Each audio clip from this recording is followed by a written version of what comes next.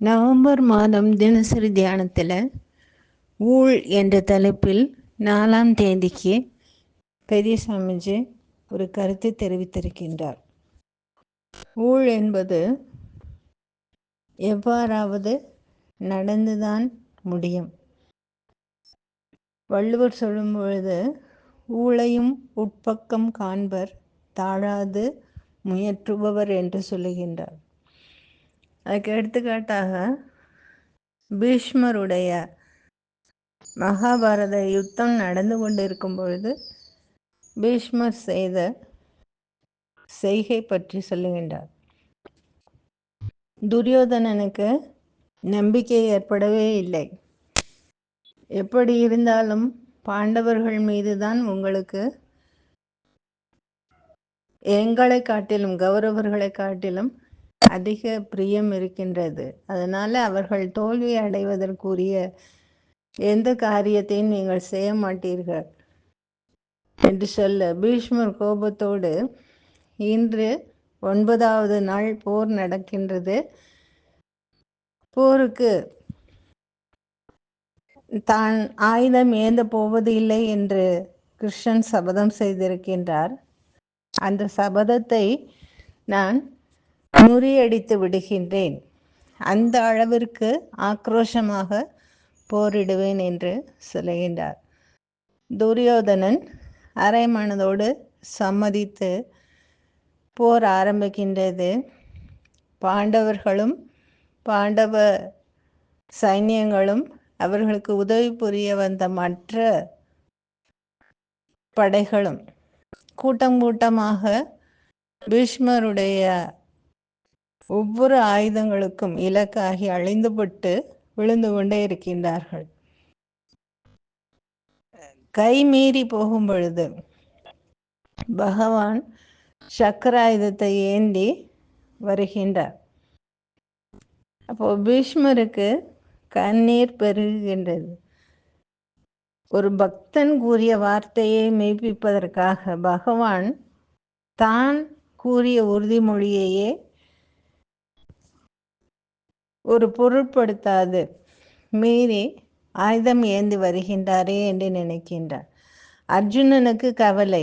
அவன் கால்களில் விழுந்து, கிருஷ்ணா தயவு செய்து ஆயுதம் எடுக்க வேண்டாம் என்று வேண்டி கேட்டுக்கொள்கின்றான்.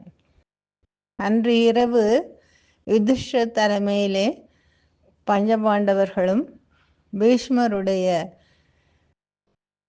தங்கி இருக்கின்ற இடத்திற்கு, படை வீட்டிற்கு போகின்றார்கள். போய் தர்மன் அமைதியாக சொல்லுகின்றான், உங்களுக்கு தான் வெற்றி என்று ஆசீர்வாதம் செய்தீர்கள், ஆனால் இன்று எதுவுமே எஞ்சாதபடி அவ்வளவு ஆக்ரோஷமாக போரிட்டு பாண்டவ சைனியத்தை துவம்சம் செய்திருக்கின்றீர்கள். அதனால உங்களுடைய ஆசீர்வாதத்தை நீங்களே வைத்துக் கொள்ளுங்கள், அதை கொடுப்பதற்காகத்தான் வந்தேன் என்று சொல்லுகின்றான். அப்போ பீஷ்மர் சொல்லுகின்றார், நாளை 10ஆம் நாள் போரிலே நான் வீழ்ந்து விடுவது உறுதி. என்னுடைய மரணத்திற்கு காரணமாக சிகண்டி அமைவான். அந்த சிகண்டி ஆணும் அல்லாத பெண்ணும் அல்லாத நிலையிலே இருக்கிறான். அவனை முன்னிறுத்தி அர்ஜுனன் அம்புகளை எய்தான் என்றால் நிச்சயமாக ஒரு பேடிக்கு எதிராக நான் ஆயுதம் ஏந்த மாட்டேன் என்று சொல்லி தன்னுடைய விதியை, ஊழை தானே விளக்கி சொல்லுகின்றார். அதற்கான காரண காரியங்களை எல்லாம் சொல்லி விளக்குகின்றார். அதன்படி 10ஆம் நாள் போரிலே பீஷ்மர் அம்பு படுக்கையிலே படுத்து விடுகின்றார். உடலெங்கும் அம்புகள் துளைத்து போய் இருக்கின்றன. இப்போ தலை மட்டும் தொங்கிக் கொண்டிருக்கின்றது. அதற்கு ஒரு அம்பு எய்தும்படியாக, தலையணை போல தலையை தாங்கி பிடிப்பதற்கு அம்பு எய்தும்படியாக சொல்ல, அர்ஜுனன் 3 அம்புகளை பானம் தொடுக்கின்றான். அந்த 3ம் பீஷ்மர் அது தலையை சரியாக தாங்கி பிடிப்பதாக போய் அந்த இடத்துல சரியாக அமர்ந்து கொள்கின்றது.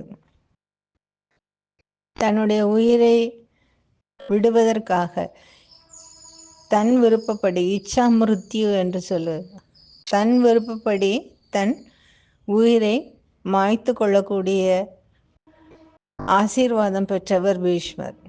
உத்தராயண புண்ணிய காலம் வர வேண்டும் என்பதற்காக காத்து கொண்டிருக்கின்றார். அப்படி பீஷ்மாச்சாரியர் போல மிக மிக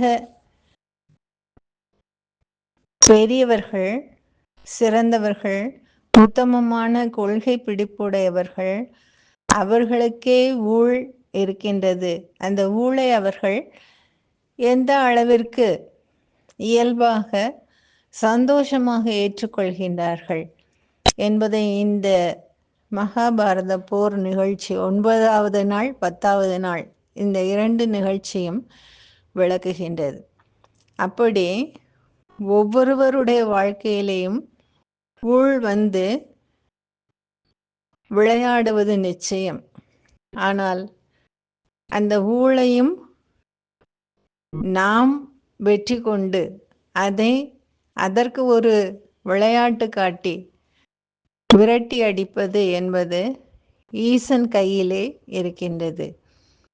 அப்படிப்பட்ட ஒரு ஊழையும் உட்பக்கம் காணக்கூடிய ஆற்றலை எல்லாம் வல்ல எம்பெருமான் தந்தருள வேண்டும் என்று வேண்டி கேட்டுக்கொண்டு இத்துடன் நிறைவு செய்கின்றேன். நன்றி, வணக்கம்.